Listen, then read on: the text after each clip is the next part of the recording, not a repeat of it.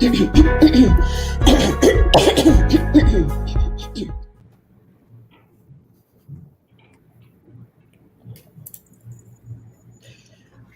I'm Ann Johnson, and welcome back to the Connections Conference. We apologize for the technical snafu. I'll say quickly that we'll know what we're in the future when the IT works.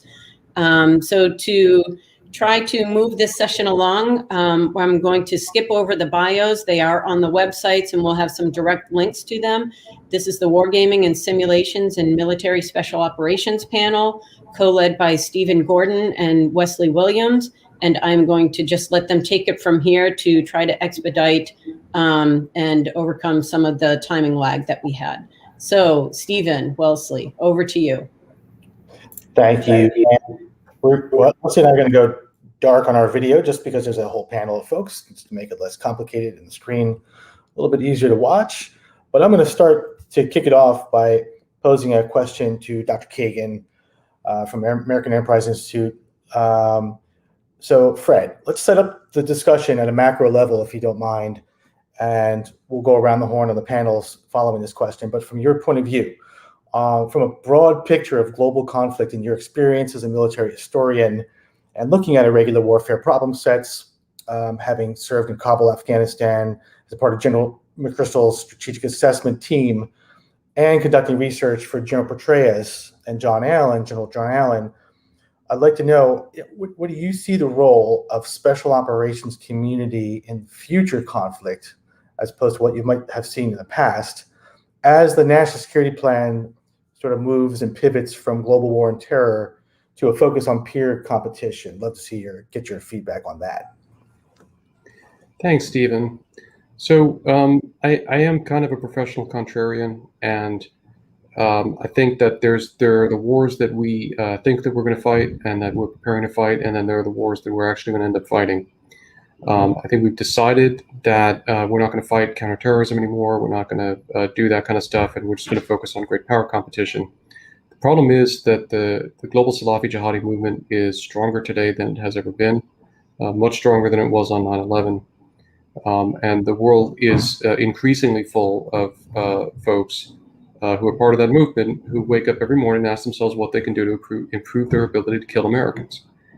And we are going to continue to have to get after that challenge with the traditional mix that SOF has perfected over the last 2 decades. So a combination of direct action operations and foreign internal defense working with partner states combating that, always assuming that we will be able to get partners to work with us after the decision that has just been made in Afghanistan and the way that it was made. So I think that we've got a lot of notions out there that we're not going to have to do this anymore, but the reality is that the SOF community is going to continue to have to excel in that. But as we look forward and we look to very challenging problems, especially for the SOF community in the realm of near peer competitor, I think that the biggest one comes from Russian hybrid war approach. And the way the Russians define hybrid war is the use of all tools of state power, kinetic and non-kinetic, in pursuit of an informational objective. So they try to win by persuading their adversary to do voluntarily what it is that they want. That's the essence of what the Russians actually call reflexive control, which is at the heart of their hybrid warfare approach. So it means that the war is really fought in the information space, in the publicly available information space, in the minds of the target population. And I think that that is going to require a change in the way the SOF community thinks about its engagement against that kind of an adversary. Because traditionally that community has been very focused on staying out of the information space. Covert means quiet operations, rarely being reported, and really not trying to influence it very much. But now it's going to have to think about, on the one hand, how it can directly shape that information space with its operations, but also how its operations may inadvertently affect that space. And I know that these are issues that the community has always been somewhat cognizant of, but I think that there's going to be room for and a requirement for a lot of creativity and a lot of ideation about how this community can and should adapt itself to be more and more effective in the realm of hybrid warfare, even as it retains its excellence in its core capabilities that have been perfected fighting the counterterrorism fight and that are going to continue to be needed. Awesome. Great answer and insights. I know, Wesley, you had some questions and comments to follow with Dr. Kagan's comments.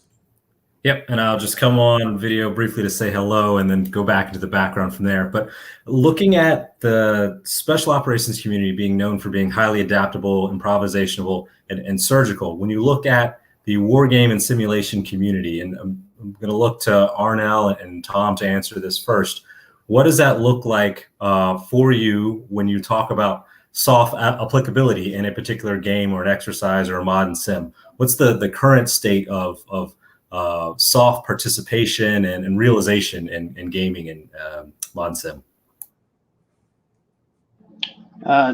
Great question, Tom. I'll just go first from the Army perspective. So I'm a bit dated for some of the sim we've been doing in use of Sonic, but I did participate several years ago in Sonic Quest, which was more of a planning exercise than it was a wargaming simulation, in my opinion. And there's a lot of room for growth there.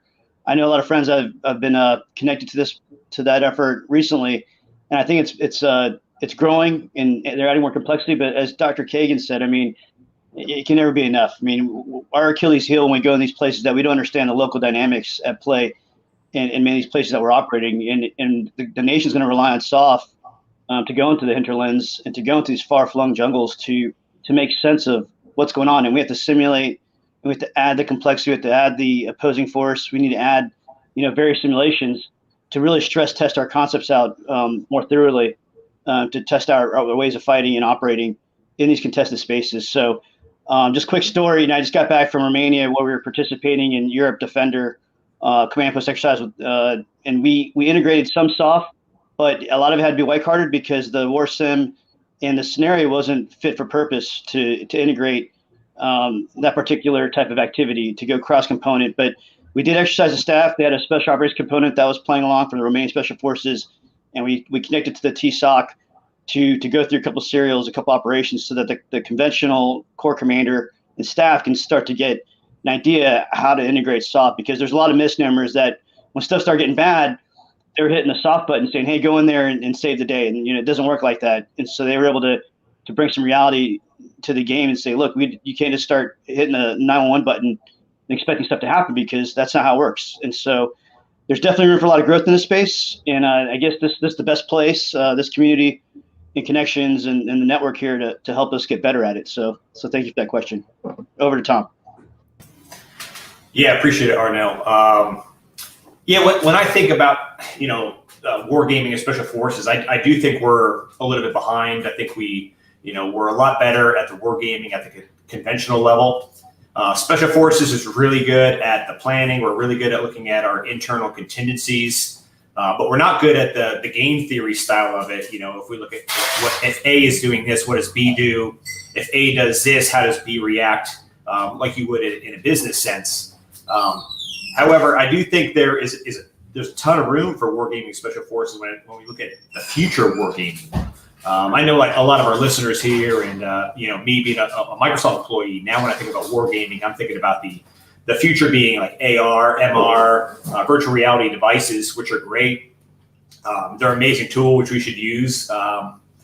But there's there's limited uses right now because there's not a lot of outside the box thinking, regarding the operators. No one really in the military right now as a whole. There are the onesie twosie, forward thinkers out there that are talking about this, but as a whole, no one wakes up in the military, especially just the forces, and says, hey, where's my AR device or my MR device? It says, how can I be better today, with my AR device and do some sort of planning or wargaming. I think once we get the buy-in, which the buy-in is going to be once we start to accept it little by little, then the ideas are going to start to flow and it'll be more widely accepted. I kind of look at it as the idea of like the first iPhone. How many apps were available on the first iPhone and how many people used it to now? I mean, who would have ever thought that, we'd be banking and basically living our daily life off an iPhone? I think that's the future of wargaming, mod and sim, and special forces, is once we accept it like guys did the iPhone, then we open up the aperture, we have the buy-in, and that capability expands because of new ideas. Over. Yeah, thank you, Tom. I'm going to come back before I go over to Brian with a question on where Metasphere is focused. I want to just bring it back to Dr. Kagan for a minute. You'd mentioned sort of the future of special operations community, and I just want to get your additional thought on during your time in Iraq, Afghanistan. You looked at the likes of Task Force 714 becoming more of an informational gathering capability, or adding that component to their operations. Do you see that happening in the future, where it's becoming more information gathering for quick action and insights, or was that an anomaly? No, I don't think it's an anomaly. I mean, that was part of the revolution in SOF affairs anyway, that we've seen over the last 20 years, and which has made the U.S. SOF capability something that's unmatched, unrivaled in the world. And we certainly can't lose that capability. In fact, we're going to have to keep advancing it as rapidly as we can. But I think in the context of information warfare, the issue increasingly is going to be the focus on the public information space, on what people actually see, not just what on the community collects, but what it emits, what it transmits, and how it shapes that. So I think everything that it's got, it's going to need more of, and it's going to have to begin to operate in a whole other dimension more deliberately as well. Great, thank you. If you're not speaking, please mute your mic for the panelists. Thank you so much. Hey, Brian, over to you on Metasphere's focus on technology for another important area of simulation. And we're talking between simulation and wargaming here, so we'll go back and forth on the topic. But neuroscience, brain health, the importance of cognitive individual operator assessments as a part of a simulation or war game operating in multi-domains. I imagine there's a lot of variability, specifically in the concentrated efforts around combat and simulation of warfare. So I'd like to know, from your point of view, what types of data and variables, whether they're environmental, physiological, or other, are going to be important for future simulations of special operations and wargaming, for that matter. Yeah, I mean, I think it's all of that, right? I think at the end of the day, we as humans, we utilize our five senses all day. Our idea behind what Metasphere is trying to kind of peel back with, soft groups we're working with, athletes, normal everyday folks, civilians, is how to kind of tap into that sixth sense, that spidey sense a little bit. And in order to do that, we have to see what's going on within the body and the brain, and begin to operationalize the data. Because I've talked to, a lot of you guys offline about this, and soft groups have been very good about pulling data off of operators, haven't been very good about operationalizing that data and telling each performer why, right? Like, why are you pulling this? What is it doing? How are we getting better by seeing these data points? So we really got busy trying to figure out in a way where it was a very collaborative effort with the teams that we work with, talking to them about the why and giving them the 5 W's and really kind of peeling that back. A lot of what we've seen is qualitative EEG, oxygen saturation of the brain, heart rate variability, sleeping patterns, respiration, like all of these things that you can pull off of a wearable, very indicative of performance. You can look into some of these data points and see when someone is, punching cognitive load and getting ready to redline in performance. You can pull them back within these training scenarios because it is a constructed, controlled, supported environment, and kind of hit the pause button in these things like Tom was talking about. There's VR and AR situations that are available where you can take somebody up and really redline them into a cognitive load situation, be whatever they're seeing or the cognition that they're having to kind of work through within that training scenario, and work with them on these we call them non-ordinary narratives and solutions to kind of help them get through and become better performers, right? At the end of the day, we want to be able to have training scenarios where there's there's always that failure factor, but I think what we're doing in the neurocognitive space and within the tech space is really kind of pulling that back from the edge and allowing those kind of micro increases in performance. Because when you look at the soft community now, everybody's a high performer, right? And then you got the groups above those, you got development group and all that stuff. But as we talk to them, they want macro changes. They want, how do we take down, trigger time? How do we make a decision as to somebody's around a corner? Do they have a sandwich in their hand? It is a weapon. So we're getting really all into that, and then working with and collaborating with all the commands about what the best outputs and throughputs are for all of that stuff. Yeah, no, it's fantastic. It's a really interesting and I think necessary component of simulation and wargaming. And we're talking about the individual level. And then you look at simulations of war games, they don't really put too much emphasis on the individual, the small squad, as we've been talking about. But over to Wesley with his expertise running and delivering and facilitating war games large scale. Do you see, Wesley, the individual data that Brian just mentioned making its way into a battalion level, company division level simulation as part of a bigger, broader picture? Yeah, thanks, Stephen. And Brian always touches on a subject that's near and dear to my heart. Something that I love is how we're using the data, operationalizing the data, and we're collecting it from many streams. So, I mean, you really look at it as almost digital gold, to speak. So you can aggregate a lot of these data streams or data feeds into a much more complex simulation or a war game. And my mod and sim community brethren can kick me in the shins later, but you can always use the mod and sim to support the war game play and interaction. And one of the things that we've been working on and we were looking at is all of those disparate data sets, which might look on an individual layer. We've got the heart rate of one operator and one type of operation or activity. Well, what happens when that is put in context or compare and contrast with that particular geographic area that they might be working with, or the individuals that they're working with, the load that they're carrying, and how that small microcosm of activity loads into a larger macro piece. And it's been difficult to do that in a disconnected fashion or on a single device. You might have to do hours of turn and churn on an iteration of a simulation overnight, whatever gonculator or adjudicator you're using. But we're coming much to a point in the technology shift where those things are live streamed.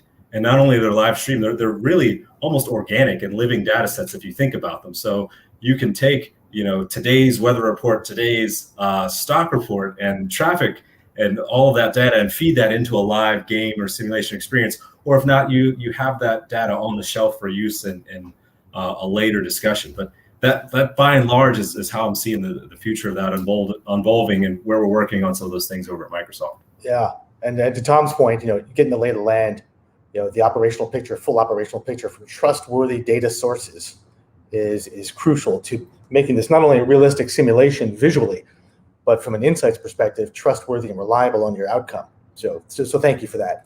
And I think you had a follow-up question, Wesley. So carry on. Yeah, and so if I can turn back to Tom for a second here, kind of want to ask a bit of a two-part question. So if you think about having a conversation with the data or interacting with it naturally as though you had a digital assistant. So maybe that was, it's the little widget on your shoulder, if you would, that's whispering additional advice into the decision-making process or OODA loop, whether that's a strength adjudicator or it's having a conversation with your team about a COA. What does it look like, or how could you see receiving that data-driven, reliable feedback being helpful, or could it be helpful in the soft community? And when I think about the traditional wargaming process, it gives insights rather than specific true answers. A general, here's a tendency towards X, Y, and Z, as opposed to it is X, Y, and Z. What would be an acceptable speed, trust, and fidelity for you and your former colleagues to be comfortable trusting some sort of digital assistance? Yeah, appreciate the question, Wesley. I think having a conversation with the data would be incredible. I'll call it Cortana because I am a Microsoft employee. But regarding the speed, I'd say anything faster than the way it's currently done. I mean, right now we're using humans. When I look at, the way I get information before an op, I'm asking an Intel rep, and I have certain RFIs that I'm considering. And there might be RFIs that I'm completely brain farting on. I'm just not thinking about, frankly. So those RFIs take time. So I'd say, and there's also human error there. So I'd say using an assistant like Cortana, I think just the way computers work, I would naturally assume that would be faster, which would be great. I put in requests for information and didn't get the information back until we were finished with the mission. I also find that potentially the fidelity, no matter what the number is, let's just say we put it at 30, 50, or 80%, I consider that better than what we get right now, because right now it's a guess. I mean, if someone gives you a number, it's actually a guess. But if it's a smart data assistant like a Cortana and it gives you a number, that's based on all the data. If it says 50%, that's probably a true 50%. Whereas right now we say, hey, what are the chances of it being on target or he or she being on target? And the Intel rep says 50%. I mean, that's really just a swag out of the air based off of, there's a couple things. There's like gut feeling, there's experience there. So that has value, but there's no real weight in that 50% being a hard number. So I actually like that better coming from a digital assistant. Like I said, some Intel reps are worth their weight in gold, with their gut feelings. But then also, regarding the trust is something where I think there's only one way to build the trust, even if it's a digital assistant. And it's just like working with teammates, is that some people will give a new teammate a blank slate. Some people will give that new teammate, they'll say, hey, you need to earn my trust. I think that the digital or data assistant like a Cortana in the field would have to earn the same amount of respect. Like, hey, I just don't trust it yet. Or, hey, it's working for me right now. But I do see there being a ton of value, whether it's just from the intelligence collection side or whether it's from a mission planning side. If we're talking about, hey, Cortana, what would be the best avenue of approach based on X, Y, and Z? I could see that being extremely helpful. Over. Yeah. I had a quick question to follow up on that, Tom. So thank you for those insights, Wesley. Before I kick it back over to you, I just wanted to round this by Fred. So Fred, if back in your time in theater with General Petraeus and McChrystal, so on, if you had that pocket assistant back then, would that have changed your strategy? Would that have been a value add to have a conversation with the data, as Tom put it, or wake up in the morning and have an O plan proposed, say, hey, these are the new environmental conditions. Here's what we know and didn't know over an hour ago. Would that have been helpful to you back in those days? Well, I wasn't the commander. I was watching, so I would direct those questions to the commanders. I think, again, what Tom said is anything that's faster and remotely as good is better. I mean, it is different at the strategic level. Things move more slowly, especially at the strategic level in a counterinsurgency or counterterrorism fight. I think what would be super helpful at that level is the ability to do realistic, detailed, top-to-bottom simulations rapidly, and capturing all of the data and generating probability sheaves for outcomes to explore COAs rapidly in a planning process. I think being able to say, okay, this planning assumption is now invalidated. So here's a change situation. Rerun the sims for me and tell me what the probability ranges look like now. I think that would have been very valuable. I think the exercises, rock drills, I watched a lot of stuff going on that we could have simulated with a lot of precision. How are we going to do the lifts? How are we going to do the brigade lifts? To drop into this very contested zone. There was a lot of air guys who knew how to do that and knew the terrain, making the right calls. But I think some sims could have gotten other people there faster and not necessarily had to burn those guys' mental calories on that sort of stuff, which could have been done. So I think, to me, the mod sim aspect of this at the strategic level probably jumps out as more immediately game-changing than the Cortana kind of thing per se. Got it. Good feedback. And come back to the others, the operators, as well as you, Fred, on this next question. So more times than not, it seems that soft capability I'll use a phrase that Wesley had piped in here, which is a hand wave in the larger scale war games, and even some exercises. What are we missing by doing that? By just giving it this sort of hand wave in an actual large scale war game, where the opportunities to improve upon that, where are those opportunities? Any one of you guys can answer that.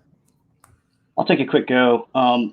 So just coming off, just building on what Fred just said, the serious the business we're in is very serious, and having been an investigating officer for a fratricide incident between conventional and soft forces, we need to do those rehearsals. We need to simulate these things. The battlefields get more complex with a lot of things flying around, and wargaming these things can help save lives, clearly. And I've heard that from Matt Caffrey earlier. Wargaming can save lives, and that's very true. And so, how can you do this? I mean, just simulate your infill, looking at the different IADs, the radars, the sensors. I mean, they're all over the battlefield now. And so it just takes one helicopter going down, you can lose some operators. And so looking at how you run suppression of enemy air defenses, how do you integrate other domains, whether you get growlers to help suppress. I mean, you have to go through and exercise all those different things to make sure that we get it right, because, it's precious cargo, and, you lose a helicopter or a plane, and you lose a lot of, not just life, but I mean, think of how much capability is gone in a moment. So I think it's just too serious that we should be simulating and exercising those things more often. And a lot of times, you're right, we hand wave it, or we just white card it and say they got there. And then, we find out later, learning the hard way, we could have done better to save those lives. And I mean, I would jump in on the macro level if you're thinking about gaming like a Russian invasion of Ukraine or something, you can just wave away all the soft stuff, except that the Russians are going to do everything they can to have set conditions to win that operation before the forward security element of the lead tank battalion crosses the border. And so you're going to need to think about, what are they doing with Spetsnaz behind the line? What are they doing with GRU, FSB? Ideally, we've gotten some soft capability in there. We've gotten some covert capability in there. NATO has some. The Ukrainians have some. That pregame, what it looks like to us like pregame, because we're so oriented on phase 3 and big conventional operations, that pregame may end up being decisive. And I think that as we think about how we're going to game these kinds of conflicts out, it's absolutely essential to be gaming that, what to them is actually probably decisive action, to us is the pregame, with a lot of granularity and fidelity, and be able to tie it to a granular and faithful simulation of the major mechanized movements as well. I think that's going to be essential if we're going to be serious in confronting the kind of threat that I think we're now facing. Great feedback. Tom, anything from you on that topic? No, nothing to add. I agree with everything everybody said. Yeah, so I'd like to pull on that a little bit, the pregame. So Wesley and I had kicked around some ideas around what we thought would be sort of a practice field, right? Just like you have in some of the gaming, to pull a little bit of parallel and portability from the gaming world. You practice before you play in any sport. Maybe we game some things on the practice field, but let's get into the UI for a moment on the tech and tool side. So typically the UI, the user interface, is a map, or it's multi-domain mapping. Going forward, it seems to be this metaverse concept where I can interact with the data and the environment volumetrically. So imagine that in any domain, simultaneously. It's pretty tough to pull off. But for the special operation community, I think that the terrain and the visual element might be a little bit different. This is coming from what you and I and Wesley had talked about. Tom and Arnell, we had talked about this in the past. So next generation of leaders and operators are probably not going to accept low-level visual realism. You'll need street-level detail, I imagine, granular-level subterranean, and whatever domain you're working in, or domains. So what level of realism and fidelity do you think the teams need now, and what should we be aiming for in the future? That's to any of the operators. Yeah, I'll take that. I think the future of wargaming, mod simming, it needs to have the same feel as the best games on the market right now. Not because that's what I want right now, but because there's kids right now growing up of Call of Duty, Fortnite, Halo, who are going to be the future leaders of the military. Right now, there's probably a kid playing Call of Duty who's going to be in charge of the Joint Chiefs. And that's just how this generation is growing up. I think also, even now, that just brings a level of interest, and going back to the buy-in, if it wants to be taken seriously. I mean, if you get online right now to do Navy portal training, it's absolutely miserable. I mean, it's like, you know, the voices are horrific. The UI, you know, is unrealistic, and that's what people who are not really using wargaming are thinking that it's going to be. So I do think it needs to be as good as any of the best games in the market right now. However, I would say, though, that depending on what level you're at is where that fidelity or that street level view would need to be. I think at the macro level, you don't need to have as much detail. When you're talking about big movements of forces, you know, you don't really have to have necessarily, you know, the accuracy of the terrain to the level that like a recce element would need, who's going to be trying to find a trail as they pass over a mountain pass. You know, the more fidelity would be, to me, this is personal opinion, as you get down to the micro level, that's where the more fidelity needs to be, at the street level view, the terrain, the really accurate terrain. And I've given examples before where we used to use Google Earth, and we would actually exaggerate the terrain because we found out that, you know, we'd pull up the terrain, we'd bring up 3D, and we'd say, oh, we can make it over that. And we'd look at, you know, the elevation we'd be climbing in a certain distance. But we'd also just fool ourselves by looking at what the terrain was. And we'd say, oh, yeah, we can do that. And we were horrifically wrong several times. So we had to learn to exaggerate the terrain. So I'd say, like, at the micro level needs to be more accurate. And then going out to the macro level, you could probably get away with not as being as accurate. But I just think, like, with a generation growing on video games, I mean, why would you have anything less than that?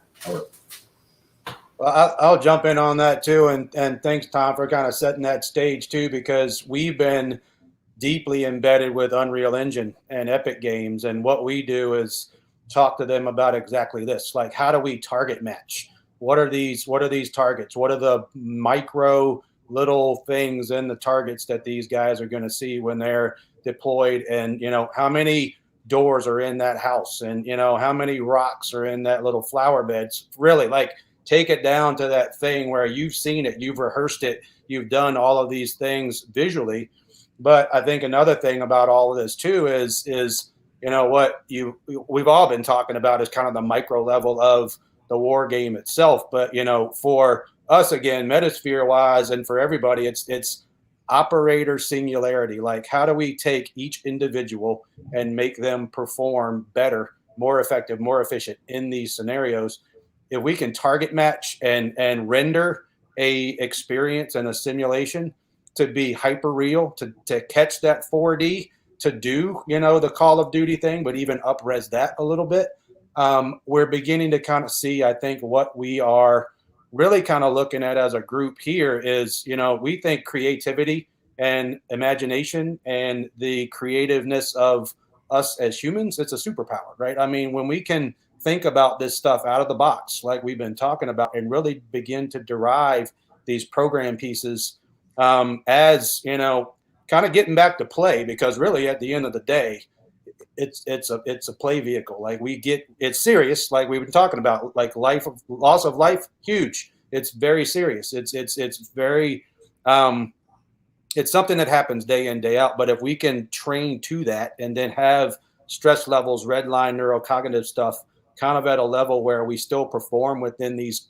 can be really bad scenarios, then I think we're going to be catching wins across the board, because of the really taking time to kind of peel back and see what we can do to better support, better care for the, you know, the biggest asset within this, and that's the operator. That's the human. Thank you. Thank you, Brian. Quick question over to Arnell before I turn it over to Wesley here. So, Arnell, do you see anything different in the NATO world from the Army perspective? Anything different on the terrain? Yeah, so I agree with everything that's been said already so far. And as far as NATO, I mean, I'll just go back to, I mean, we're not getting to that kind of fidelity of having, you know, you can do actions on the objective and see the type of terrain that you're talking about. But the synthetic training environment, cross-functional team, the U.S. Army, the one world terrain effort, I mean, for the audience, if you haven't got sight onto that, take a look at what they're doing. I think it's pretty phenomenal what the U.S. Army's done in terms of bringing in, you know, one world terrain. So any terrain in around the globe you can pull in, and you can start to rehearse or do whatever simulations you want on that terrain and build it out further with more accuracy. So a big effort by the U.S. Army Futures Command and the cross-functional team. Great point. Over to you, Wesley. Thank you. Thank you, Stephen. And so actually, I want to keep the spotlight on Arnell here for a second. And one of the interesting questions we have from the audience was posed that on game theory, is it really an important approach in special operations games or simulations? If so, how important? Is this a common shared problem for you to overcome? No, that's a great question. I saw that on Discord by Hiro Kutsu, if I'm saying that right, in Rex. So Dr. Rob Johnson from Oxford's Change of Character War Center, he often had him over to lecture a few times with our group, and he talks about game theory in particular for special operations, and how, if in adversarial, they can't see the comment about mathematical modeling or adversarial. In an adversarial sense, uncontested, your adversary is going to continue to move on, right? So building what Fred had just said about the shaping of the environment. When we start our simulations, what do we normally do? We go right to what we're comfortable with in phase 3 and start to, move the steel and deliver ordnance. Well, you already got to that part of the fight. We haven't really simulated or stressed ourselves out and contested the adversary in other domains and other dimensions. And so we must do better. And we make the mistake at times thinking that, we're just going to have this one sim. We're going to focus all effort there. And honestly, us as leaders that still wear a uniform, we need to work a little harder and integrate different types of games. You don't have to pick the one game. You can have, it can be layered. You can have that wrap, which is the main sim, and then have where you're going all the way drilling down to actions on the objective, so that, you can rehearse all these things and you can simulate, competition. We had a war game. It was one of the other panels, Warpaths. We used that tool to do a gray zone competition with a very diverse group, and it was surprising what the insights that came out of that with these different teams. And we had very young special advisors to people in the cabinet and ministries in the UK, to military members, to SOF, and we mixed the teams up, and we were really shocked and surprised at the creativity and the imagination of these groups and how they thought about the problem. And so a great question about game theory, because it does apply to all things. I mean, especially SOF. And if you don't constrain your adversary, they're going to continue to move forward, right? So you're going to have to contest them. And I'm nicking that from Dr. Rob Johnson, a good friend. Got it. Great. Thank you. And just building on that topic, and I'll push this out to the wider panel, so chime in as you feel free. We talk about traditional exercise planning and or war game planning. Either or, whether operational or tabletop, can be resource intensive, whether it's time, people, walking through scenario building, and who has a seat at the table, who doesn't have a seat at the table. And when we think about that in a traditional context, and we talk about whether or not we have SOF as a partner in both the building of that experience and participating in that experience. And I'm glad Arnell talked about the things left of phase 3.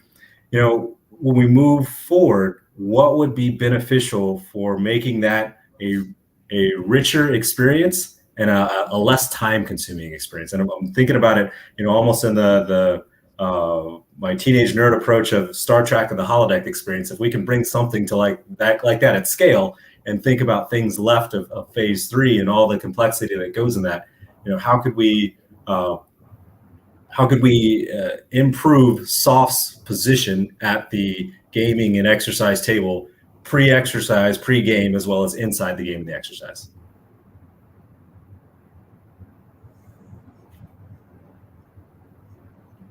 Well, I'll jump right in real quick then, and while everyone thinks, we are doing this to a degree. So in the UK Fight Club, we spun out one innovation where we brought in some of the technology or doctrine that we learned at Fort Bragg, and the psychosocial, emotional warfare, as we call it down there, we combine it with some technology and with Hollywood, with the film industry, and together we're creating these phenomenological experiences in VR and AR, virtual reality, augmented reality, to highly curate. The first prototype was on Mali, and so you put on the VR and you're like in that world, looking at what the people, looking at you're not just learning like don't show your shoes. I mean, you're really looking at the cultural nuances of that society, those tribes, and they created these scenarios that really, they're scaringly accurate. And so I think it's a start, and we're pushing the envelope there with what can be done with VR. So there's some work being done, and I think those types of scenarios, stress testing operators, to learn not just being ready to shoot someone in the face, but to also again, what are these people like, and how do you start to engage them, because they're all different, and we're on the ground working with them. So just to throw some out there, that's if anyone's interested in that, we could share what that technology is looking like right now. Yeah, I think the environmental stuff that Arnell talks about is super important, as well as being able, as we talk about Sims and we talk about kind of up-resing the gamification of that and kind of the creative way to think about how to do it. I think for us, bringing on haptics to be able to create performance-based, if you get, God forbid, shot in a simulation, you feel like you got shot. So we have things that are in the works for that. All of the neurocognitive stuff, again, that we've talked about, the biomarker stuff. There's omnidirectional treadmills that are available, so you can walk around in these places and see, and your body is moving. You can duck, you can do all these different things that you would do.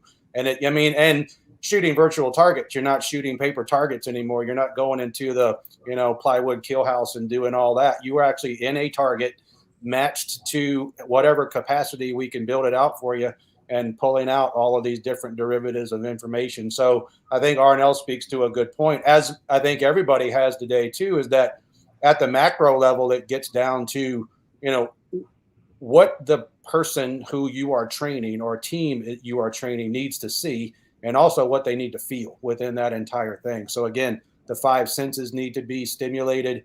And then again, our idea is that you can create that 6th sense, that spidey sense. So all of the pieces have to come together to make it all very kind of vibrant 4D-ish. And I think we're going to get there. It feels really good, kind of forward momentum that we have. Awesome. Thank you. Wesley, do you have a question for Fred? And we can carry on from there. Yeah, I'm piling in on a question from the audience asking, have you found that competition at phase 1 and phase 2 is well positioned for wargaming, modeling, and simulation? And I think little open-ended, I'll narrow to scope it down just a little bit in terms of it being suitable and well representative. I think there's 2 opinions there, or 2 perspectives there. One, is it suitable? And 2, is it well presented? So I'll toss that over to Fred. I don't know how well represented it is in wargaming now. I've not seen it well represented in war games that I've participated in, but that was a while ago. I think it's very suitable for it, and I think it also gets to the question of what can be done in advance to prepare the community to participate in these war games. Open source is your friend. The great thing about the good and the bad thing about hybrid warfare and information operations is they occur in the open. And so if you have a good open source intelligence cell, if you have a good team, if you take advantage of the already existent ecosystem, which largely lies outside of government, but which is nevertheless increasingly robust to maintain a constant awareness, including a granular awareness, or the ability to get granular on what is going on at phase 0, at phase 1, at phase 2, then you can create a pipeline, I think, that you could tap into at virtually a moment's notice to generate a very realistic, based on up to the minute information about the state of the information space. And if you've got some good analysis going on, both human and computer analysis, then you can also have some good estimates about what we think the adversary is actually doing or trying to do in that space. And I think that that's incredibly well positioned for inclusion into these kinds of simulations and activities. And I think you can keep that feed actually sort of running continuously through the game, or you can start generating synthetic data to reflect, what's actually going on, in the game world, or some combination of the two. But I think that there's a huge amount of opportunity here in the open source space and the information that's available publicly. I don't want to say open source space, because the truth is, if it's not, I'm not talking about OSINT. I'm not talking about OSINT shops in classified settings. I'm talking about what the community that operates in public data can do, and how important it's going to be to try to harness that community in order to understand what our adversaries are doing here. But I think it would make fantastic mod and sim contributions. Yeah, and if I could just jump on the end of what Fred was saying there about the representation piece of it. Speaking from personal experience, and more times than not, I've found that the phase 0 through 2 while it is represented, it's represented with the notion or the assumption that, yes, we're going to do it. Hurry up and get that part done so we can do the phase 3 gameplay. Outside of the DoD and still inside of the larger U.S. government and federal spaces, I have found that phase 0 through phase 2, particularly when you talk about the interagency players, your State Department, your DoD, your Treasury, there's a heavy focus on that for obvious reasons. But the complexity of which they are discussing and the information that's going on in those games and exercises doesn't necessarily find its way into the DoD application. We start getting to phase 3. And so that's just one piece that I think I would throw on as a consideration for how we might move forward in that space. So I'll stop there and go back in the background. And Stephen, I think you've got a question queued. Yeah, I mean, it was more of a comment and a scenario on something that we had spoken about before with Tom, and I'll be brief. This is probably kicking over into your area, Arnell, where the focus is on Europe. So far, these discussions have been around domains that have a lot of data or that can produce a lot of data. What about extreme environments like sort of space, high Arctic, where the 10th Special Forces Group are looking at that area for 12-person ODAs? Short of getting up into that terrain, how can we include some elements of the simulation, like my communications, like time, like environmental conditions, like my additional staff? I think, Tom, we had talked about, I may be bringing in additional staff that has various skills and not familiar with the terrain. Some are very, very familiar with the terrain. And I'd like to get a bigger picture on how this is going to work as a collective in an area I have not been before, right? Or it's contested and, we don't own the space. So those new areas, those new domains of warfare and contested environments are going to be challenging to simulate, but I think the tech and tools are out there if we pull it together. Arnell, anything on the high Arctic, or does that make sense? High Arctic, I haven't been up there yet, but yeah, it definitely makes sense. I mean, I think we all should exercise caution because, you don't want the simulations modeling to substitute the real life experiences you need to go out there and train in the environment. So, I mean, I think it should supplement us doing stuff live and physically up there. And so that my commander, here at the ARC, the Allied Rapid Reaction Corps, he's always talking about the high north and getting us ready for that.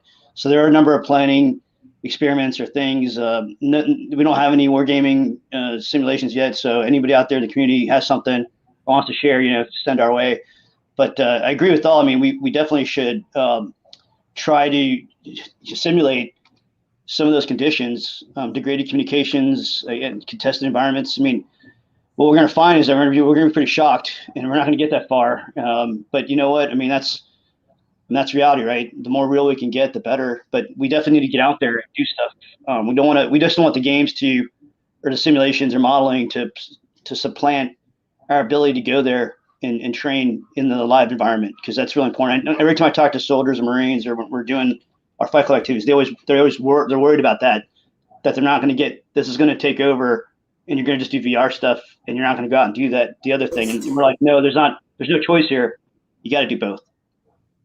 Yeah, I think Arnell brings up a really good point. And, training real, I mean, that's the best, right? If you can go and get cold and have to work through that and have on your cold weather gear and have to work through gloves and whatever, awesome. But with our pod systems that we've all been talking about on the Metasphere side and kind of deriving through partnerships and collaboration, because that's the only way that this is all going to work.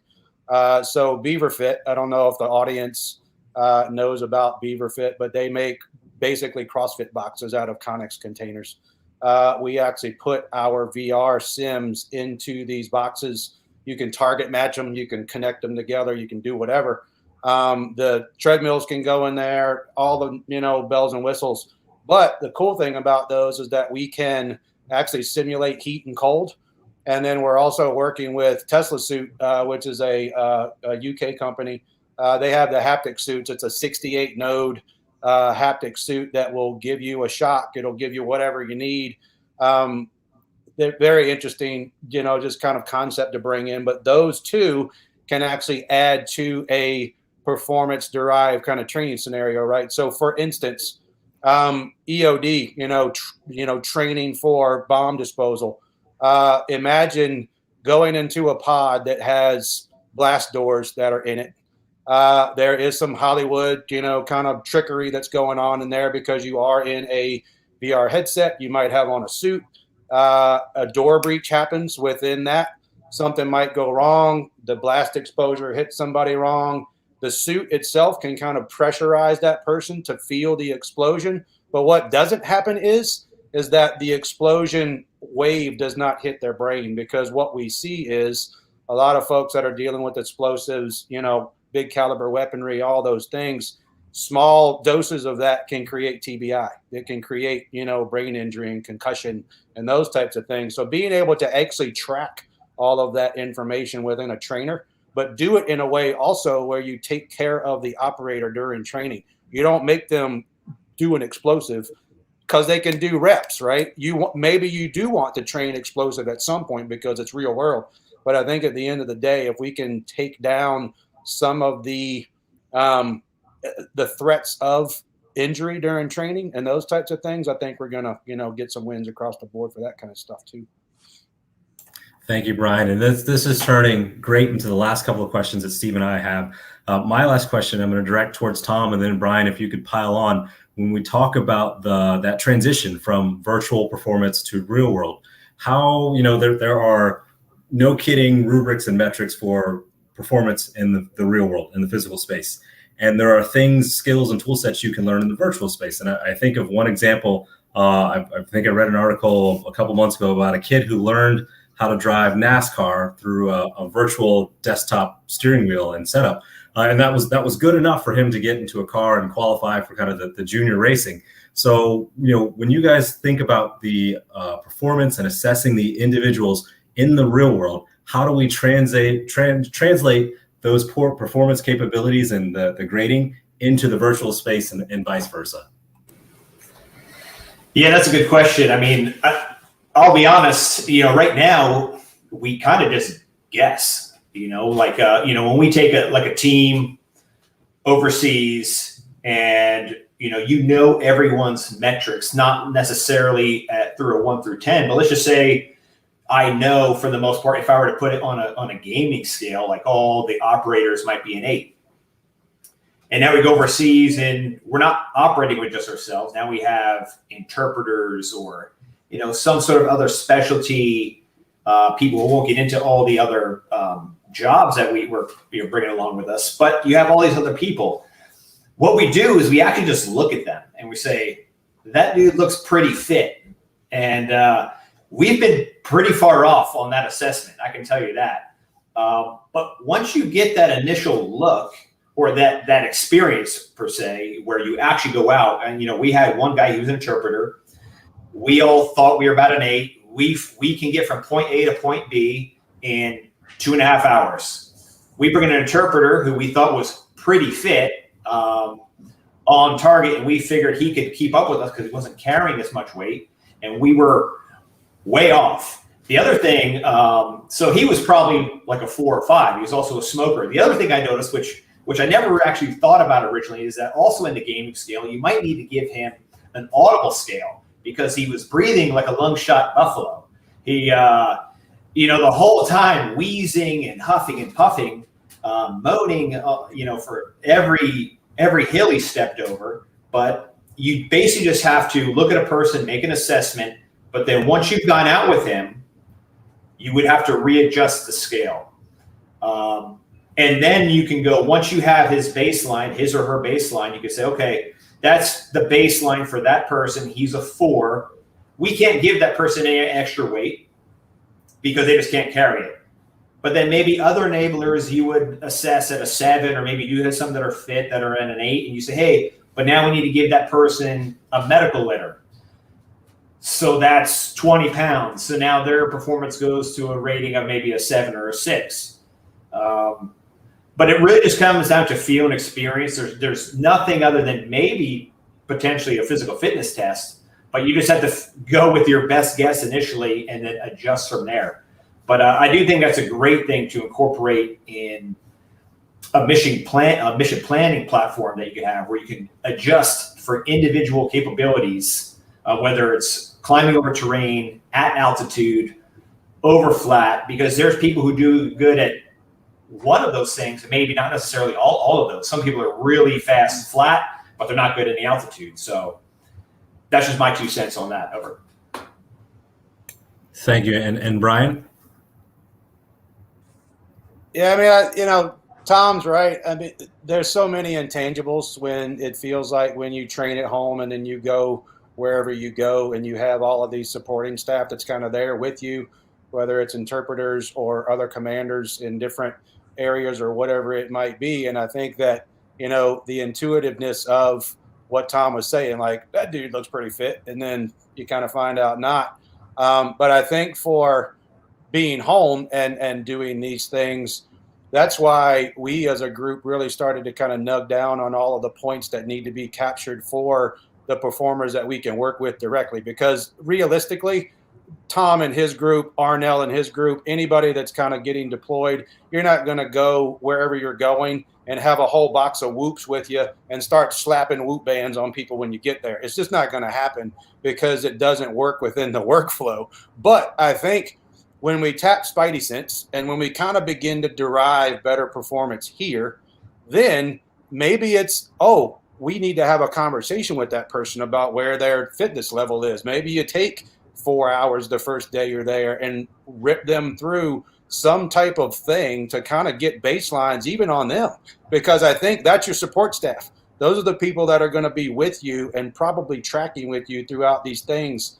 I mean, we're getting blood panels. We're getting all of these different things for cortisol levels, urinalysis, all this stuff. You're never going to be able to do that with these extended teams, but I think there are derivative programs that might be able to be incorporated that could be helpful. Hey, thanks, Thank Brian. you, and Stephen. I think Yeah, thanks, Wesley. I just had one question for the panel, and I might kick it over to Fred to bring it home on a broader macro level. Just last comments, but I wanted to introduce one more topic for the group here. Tom, you had mentioned something previously when we spoke in prep for this event, that some of the dogs that you've been paired up with in some of your problem sets, some have been replaced by robotics and autonomous capability. How do you factor in autonomous and robotics into a soft war game and sort of get some insights from that as that progresses towards future conflict, the man-machine coupling? That's for anybody. I'll start with you, Arnell. Yeah, we're doing a lot of this with the Fight Club, and we're using a couple of simulations to introduce manned and unmanned systems and combat teaming. And we're learning, as we play it out against, an opposing force, someone, a thinking enemy, how they perceive the use of those systems. And we're starting to see different patterns of behavior. So what I would suggest is this is just the beginning. And so you saw it happen in Nagorno-Karabakh. I mean, there's going to be an increased use of unmanned systems and how they affect the battlefield. We want to start thinking about. So, we got to get after it today and start testing it more. I'll piggyback on Arnell and that question. When Tom was talking earlier about Cortana and the whole Microsoft thing, I mean, for those of you nerds out there who've played many hours of Halo, that's kind of Cortana's job is kind of really overseeing that entire battle space. And I think that with machine learning algorithms that continue to grow and continue to get more robust, and pulling all of this micro data for operators and kind of seeing what individuals are doing, but how it affects teams and team status. And then that kind of builds, right? Like when we talk about, like for this panel in general, small teams, that's what we're kind of talking about in the soft area. You grow that into the more kind of macro general force, and then you grow that out to comms, and you grow that out to all these different kind of supporting staff that Tom was talking about.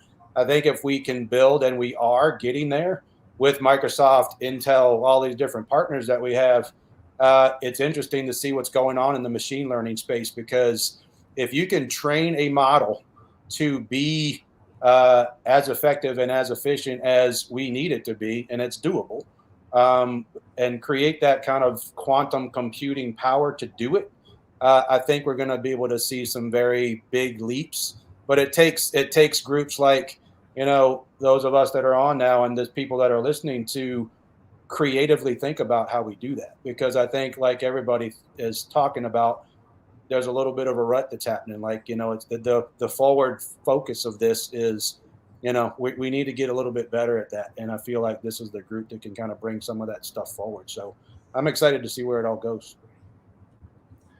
Fantastic. Thank you. Fred, any last comments on the macro level topics, any research coming down the pike you want to make everybody aware of? Just parting comments? No, I mean, it's fascinating to be coming from the perspective that I come from, which is looking really at grand strategic operational level, and seeing how well I think that actually can and must marry up with down the tactical and sub-tactical kinds of simulations. I think there's a huge amount of technology that's already out there.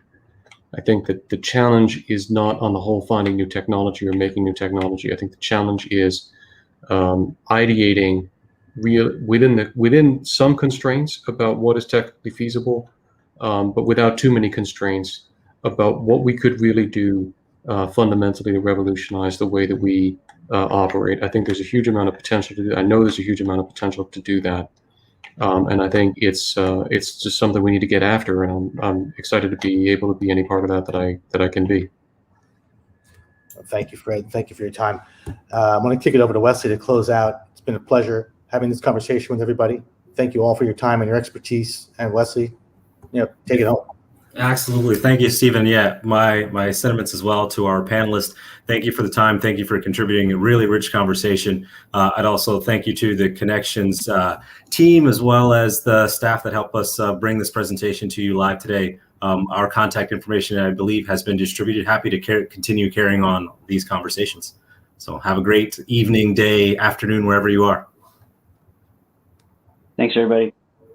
Thank you. So thanks for everybody. Sorry for the hiccups at the beginning of the session. Everything's been recorded.